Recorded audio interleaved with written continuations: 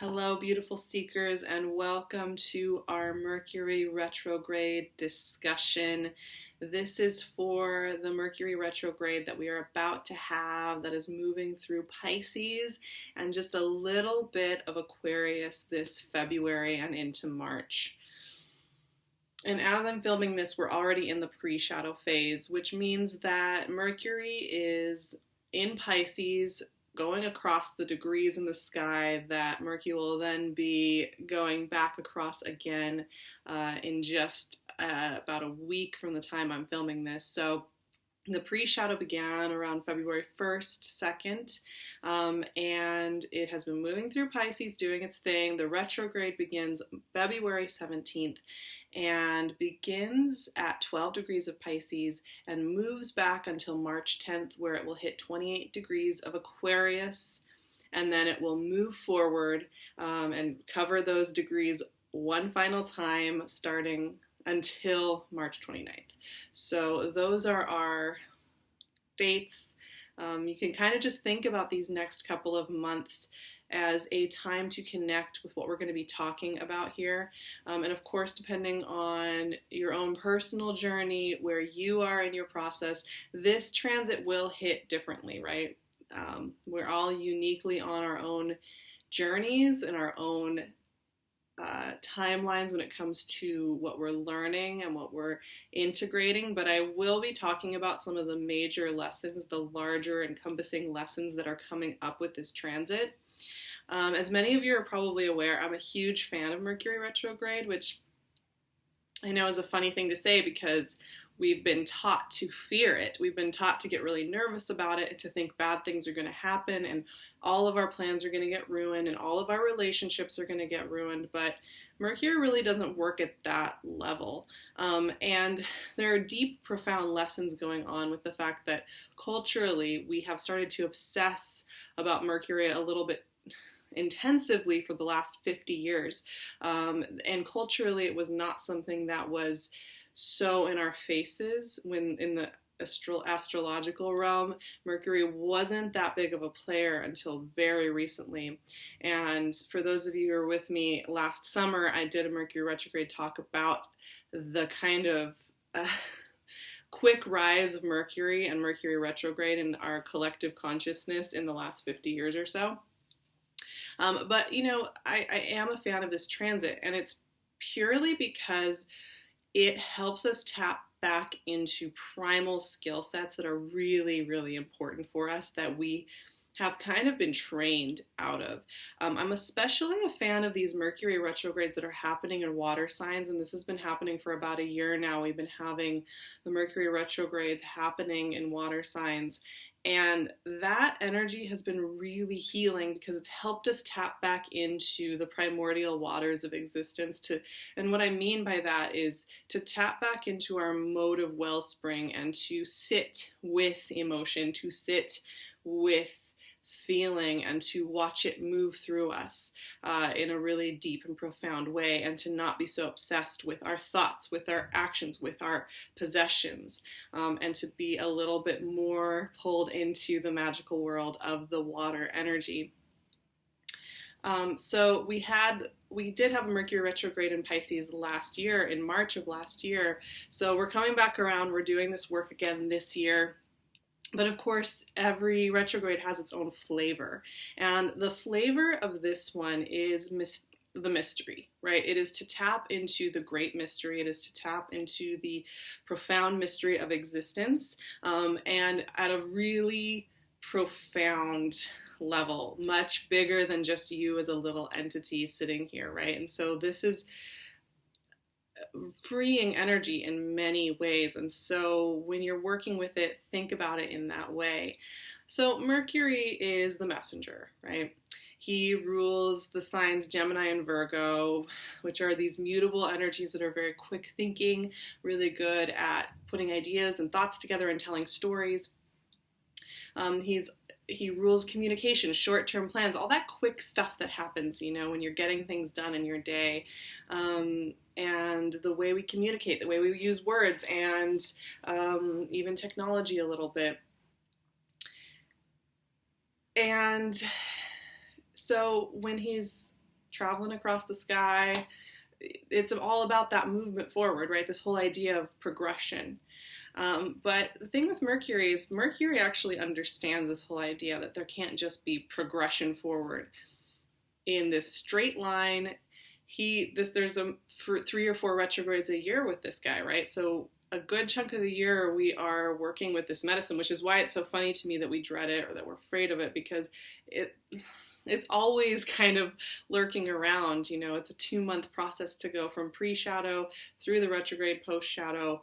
So if there's 3 of them a year, that's half of the year that we are working with this medicine, right? So it's enough to really sit and think about that alone, right? But Mercury understands that it's important to be still and to go inward and to not be busy outside. And that's part of the messenger process. So this is very natural for this planet, right? And then you put on top of that he is traversing the waters of Pisces, the sign that is deeply tied to the secret, the esoteric, the ascended, the dream world, consciousness as a oneness, really big energy, right? This is kind of all about transforming up out of the physical and into the bigness, the oneness. It's the final sign of the zodiac. So it's a deeply spiritual energy that is not focused on concrete structures. Piscean energy does not want to spend time talking about concrete structures and how we're going to structure it and how we're going to formulate it. And I honestly think we need this medicine right now because, as many of you are aware, in December, January of this year, as we've shifted into 2020, there's been all this energy about what our structures are, what our status quo is, how we're going to make that okay, what we're going to do, how we're going to define ourselves, how we're not going to define ourselves anymore. We've done a lot of shadow work. So this Mercury retrograde in Pisces is like, let's float back into the realm of this oneness, of this wholeness, of this mystery, where there isn't structure, there aren't hard, firm guidelines. And of course, the shadow side of this energy is, right, that it can be seductive. You just live in fantasy land. You can get really into substances that take you away into floaty, dreamy space. You can avoid reality, right? Like that's the shadow side of it. But the stronger medicine here is tapping into your intrinsic inherent value of that free floating energy. We just had a Leo full moon right before this retrograde starts. That was really about that freedom, right? The freedom that comes from not having containers put on you, around you, to define you. Containers you've probably created yourself and some that were created by others and given to you. So this Mercury retrograde is feeding into that same logic, this idea of, you aren't just these things, these containers, these structures, these predefined shapes. Who are you without those? So it's going to be challenging all of that, and it's going to be asking you to sit with that, which can feel uncomfortable. It can feel uncomfortable to sit with yourself as a being without all of that linear mapping, that linear mapping of, okay, when you're a kid in school or something, you have a certain amount of projects and you have deadlines and you have the end of the semester or the term and you get your grade back and then you're done and there's a wrap up. This energy does not fit into that logic whatsoever. There isn't a beginning and an end. There isn't here's your gold star, you've accomplished this set of things, so now we can put you in the bracket of being successful, good looking, effective, powerful. None of that works here, right? Now that goes to an even more important place that I think collectively we have been checking in with this, and we're going to continue to check in with this, which is this whole idea that really took off in the 20th century with the evolution of marketing and psychology and marketing and creating marketing for people to buy things.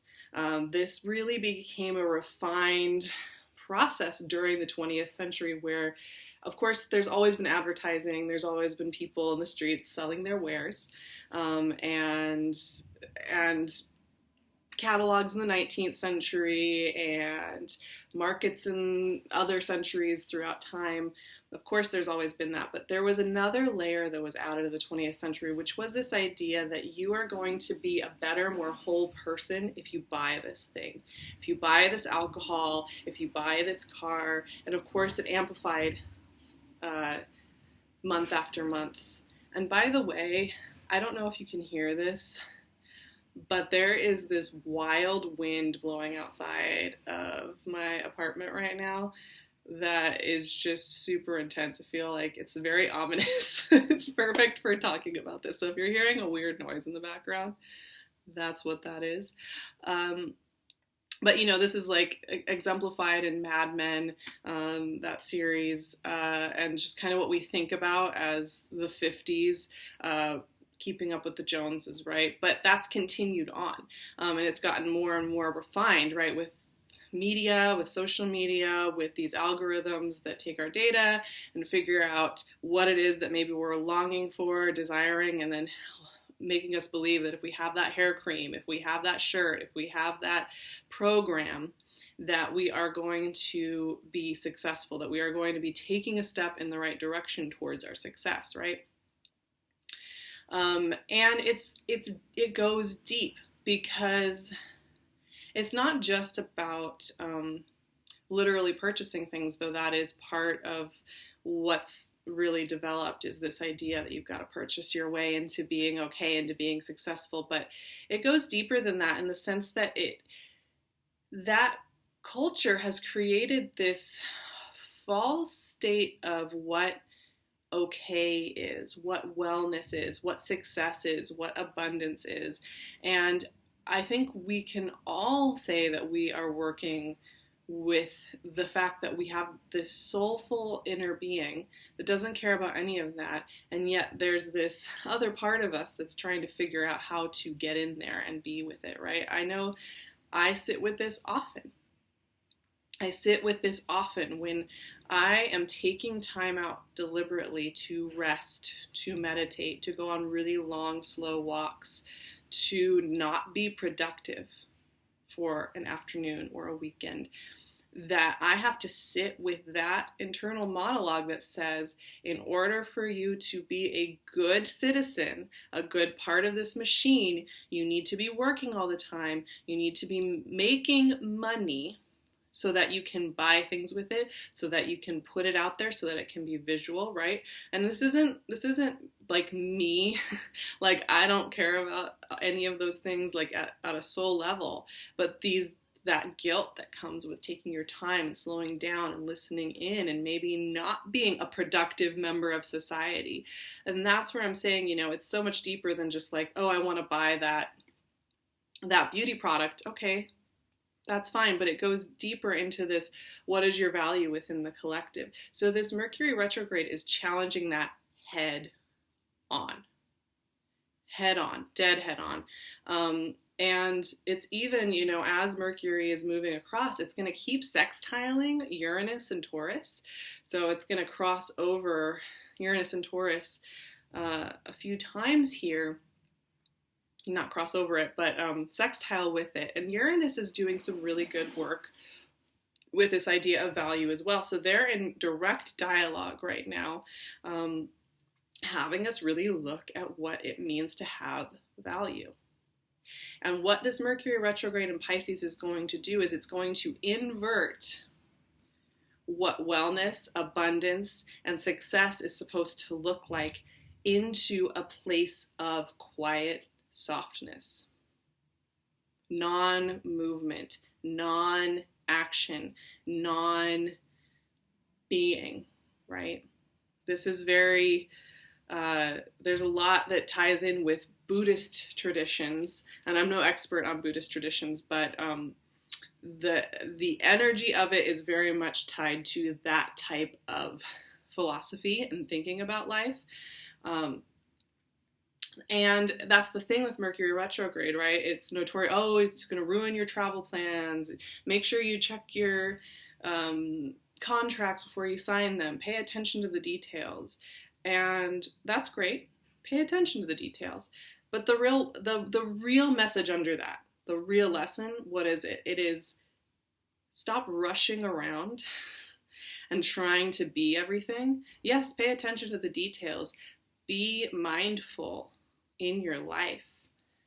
Take your time with all things. Do not feel that in order to have value, to have worth, to be okay, to be lovable, to be worthy of existing, you have to constantly be at the grindstone, pushing yourself, fighting against what is, constantly feeling that you have to be in direct conflict with what reality is. And I realize, we all have our challenges, and there are things we just have to do. We have to wake up, we have to get things done, we have to show up for those that we're taking care of. There are things that will continue to be true even during a Mercury retrograde. But I always say this is much more about the mindset. And often when we really analyze the mindset we're in, we'll notice there are things we do, chores we do, habits we do, out of this idea that we need to be pushing ourselves, out of this idea of guilt, shame, fear, and duty that we don't actually have to be doing.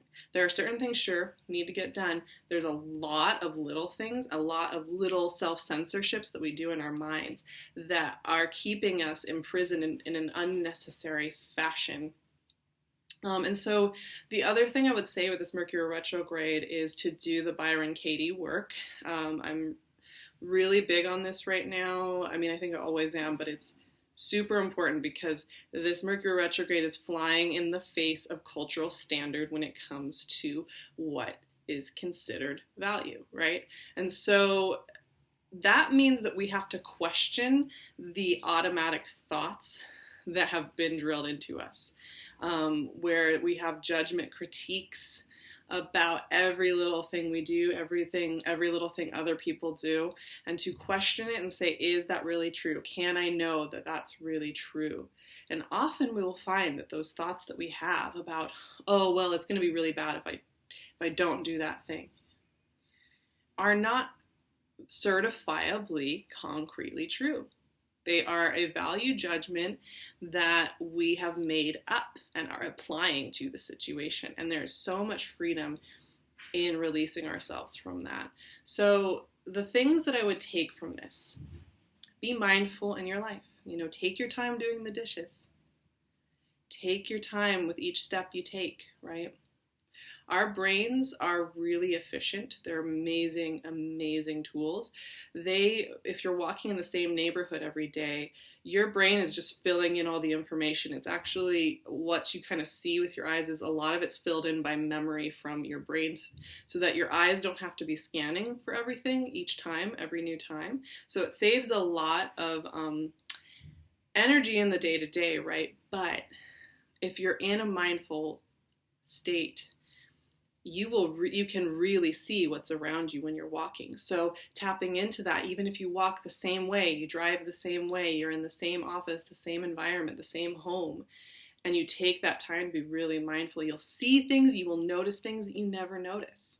You will tap into information, into wisdom that you maybe don't notice when you're letting your natural brain system, nervous system, fill in all the information so that you don't have to bother relearning it each time.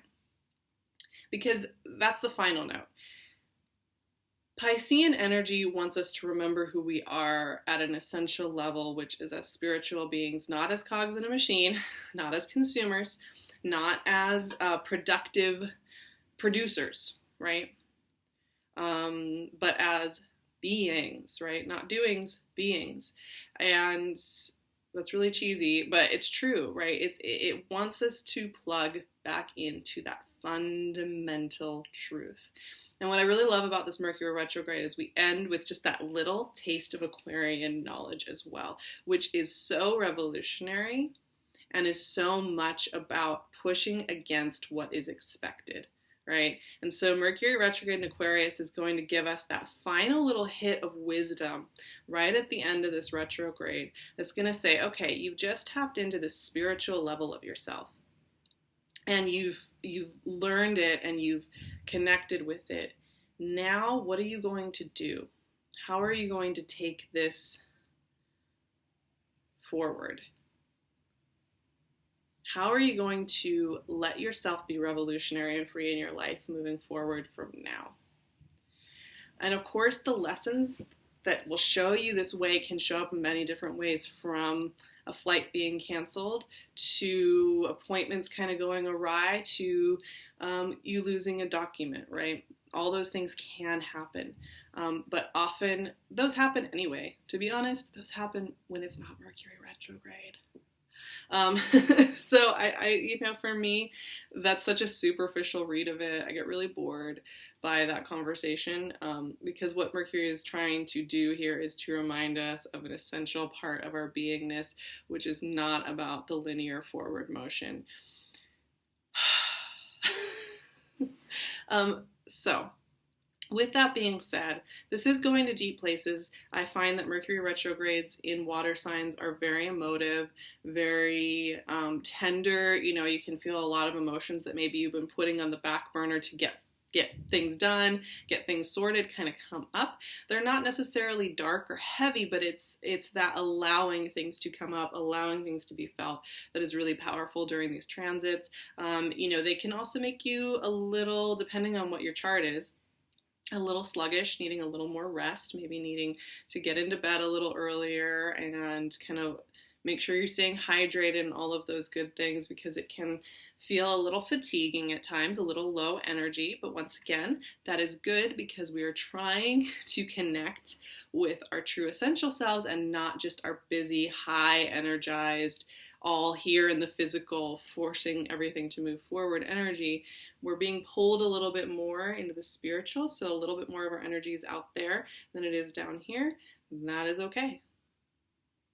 That is fine. That is allowed. Go figure. I'm going to be doing some check-ins during this retrograde on Patreon, and really taking some time to sit as we work through the weeks, because they're each going to have a different flavor over the course of February and into early March. We're going to be sitting with this weekly on Patreon and really looking at what's going on, what's coming up. I'm going to be doing readings. I'm going to be pulling cards. I'm going to be doing affirmations. We're going to take this apart. We're going to really savor this journey together. So I hope to see you for so much more exploration of this topic. I'm sending you so much love. Have a beautiful Mercury retrograde, and I will talk to you very soon.